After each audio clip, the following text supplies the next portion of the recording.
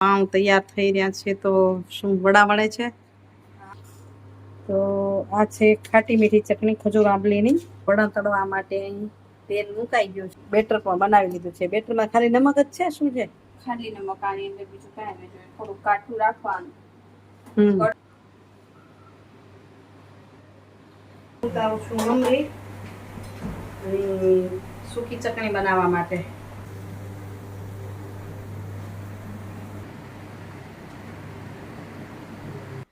નમસ્કાર મિત્રો, કેમ છો? મજામાં? સ્વાગત છે તમારું મારી YouTube channel Nature Life with Dina પર.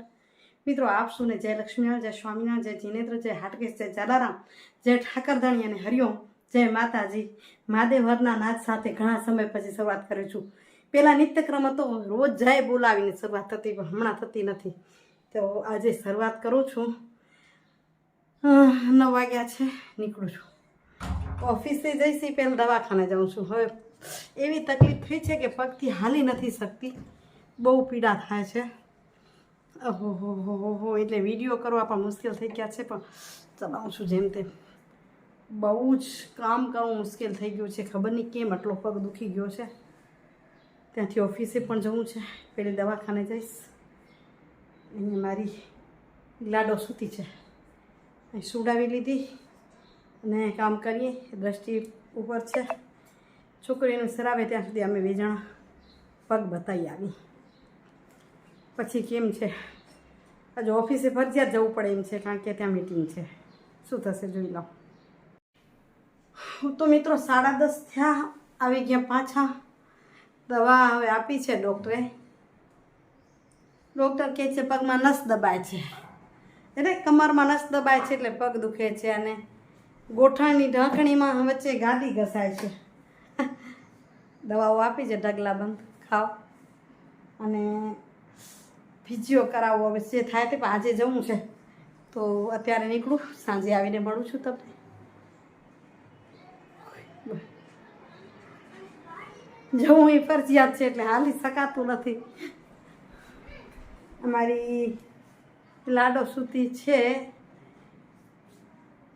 આછી દેખાય. હું આવી ત્યાં સુધી એક ઊંઘ થઈને બીજી ઊંઘની તૈયારી થઈ ગઈ. ને અટાણા શું જો ને મહિનો હવે થશે, એટલે અમે સુવડાવી હોતું રાખીએ છીએ, હિંચકો નાખ્યા રાખીએ, ક્યારેક તેડીએ.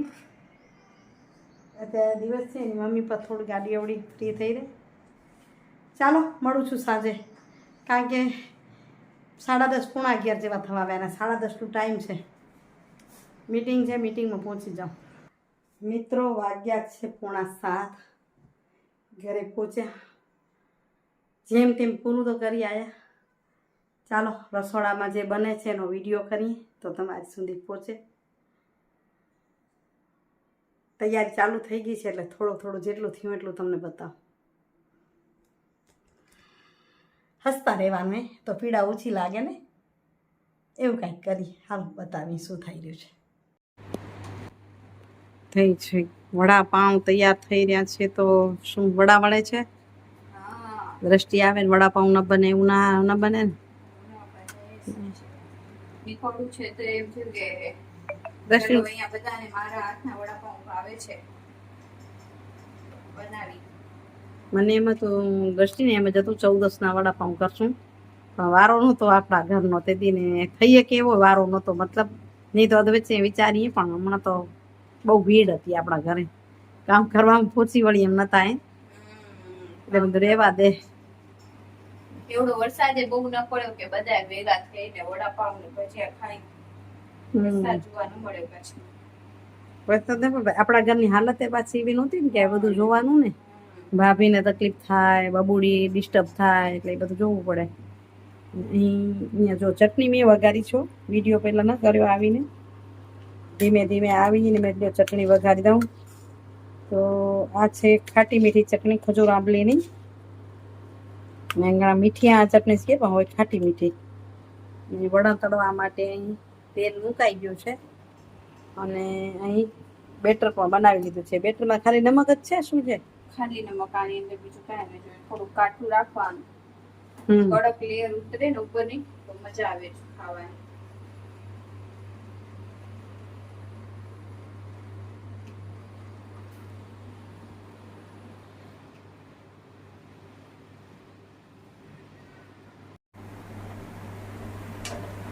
અહીંયા જો દસ્તી એક ગોળા બનાવી ગઈ ગોળા તળવા માટે ને અહીં હું ઉતારું છું મમરી આવી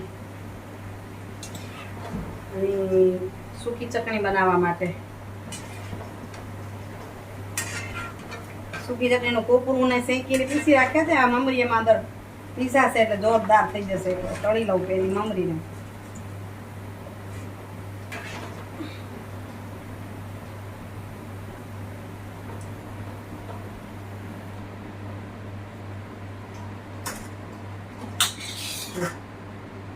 પીસા એમ કડક બોલે એવી જોઈએ આપણે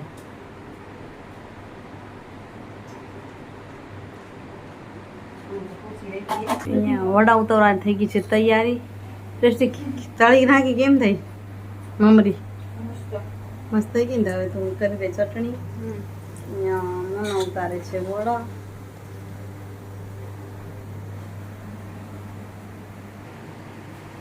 આપા જો બધા ખાધા દેખાવડી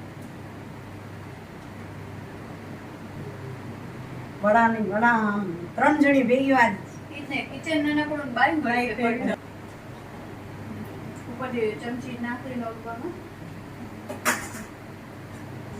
આજ વેલી વેલી 3 ભેગી અહીંયા થઈ મેં એમાં મારા જેવા હાલે માન માન ભાઈ કાનો રમવા મંડી ગયો છે મીઠું મીઠું ક્યાં રહો એ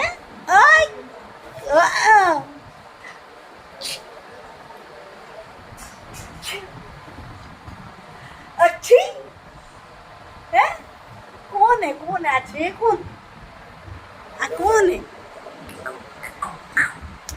આવરું કેને જુઓ લો અચ્છી તો મિત્રો વડાપાઉં બહુ જોરદાર થયા ખાધા અને મોજ પણ કરી કારણ કે મોઢું નથી દુખતું એટલે ખવાઈ જાય હે પગ દુખે છે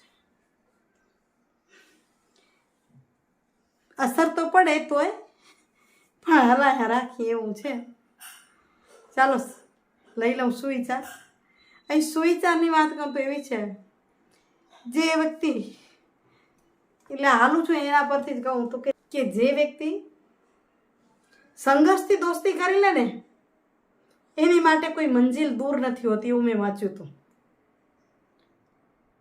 તો મેં નક્કી કરી લીધું છે કે સંઘર્ષ આવવાના છે તકલીફો આવવાની છે એની સાથે દોસ્તી કરી લઉં પછી પહોંચવું છે એ નક્કી છે પછી મંજિલ દૂર હોય કે ન હોય શું વિચારવાનું એટલે એવું સુવિચાર છે કે જે વ્યક્તિ સંઘર્ષથી દોસ્તી કરી લે છે એની માટે મંજિલ દૂર નથી હોતી એટલે મને લાગે છે હું મંજિલ સુધી પહોંચી જઈશ એમ કરતાં કરતાં ગામને પહોંચી વળીશ બરાબર ને અને એવા લોકો પણ મળી રહેશે એની સાથે એક બીજા સુવિચારને જોડું તો કે વેદ વાંચવો કદાચ આસાન હોઈ શકે વાંચવું છે ને વેદ પુસ્તક કંઈ વાંચવો એ આસાન હોઈ શકે સરળ હોઈ શકે પણ કોઈની વેદનાને વાંચવી કોઈની વેદનાને સમજવી એટલી આસાન ના હોઈ શકે અને જે દિવસે આપણે કોઈની વેદનાને વાંચી લઈએ ને કોઈની તકલીફને સમજી લઈએ ને તે દિવસે માની લેવું કે આપણે ઈશ્વર મળી ગયા છે આપણે પણ કોઈ ભગવાનના અંશ સાથે મળી ગયા છીએ કારણ કે મને વેદના થઈ રહી છે એટલે મને લાગે છે બહુ કઠિન છે આવી જ વેદના બીજા માટે જ કઠિન હશે મને આજ હવે સમજાઈ રહ્યું છે પગ દુખે છે હું હાલી નથી શકતી ને મને લાગે છે કે અપંગ લોકો માટે કેટલું જીવન કઠણ હશે કે જે બિચારા એક પગ વગર એક હાથ વગર જે જીવે છે અને મસ્તીથી જીવતા હોય છે મેં જોયા છે એટલે વેદ અને વેદના ખરેખર મુશ્કેલ હોય છે આ વેદ અને વેદનાવાળી વાત સાથે જ વિડીયોની એન્ડિંગ કરું છું કાલે પાછી મળીશ સરસ વિડીયો સાથે દ્રષ્ટિની તૈયારી કરી રહ્યા છીએ આજકાલમાં એ વિદાય લેશે એટલે 2 દિવસ માટે જે થાય એના સાથે મોજ કરી લઈએ પગની પણ વેદના છે દીકરીને મૂકવાની પણ વેદના અંદર હમણાં જ ખટકવા માંડી છે ચાલો મિત્રો કાલે મળું બીજા વિડીયો સાથે ત્યાં સુધી જય શ્રી કૃષ્ણ જય જય ગુજરાત જય ભારત અને જય હિન્દ બાય બાય હરિઓમ આવજો વિડીયો કેવો લાગ્યો કમેન્ટ કરીને જરૂરથી કહેજો હો ને બાય બાય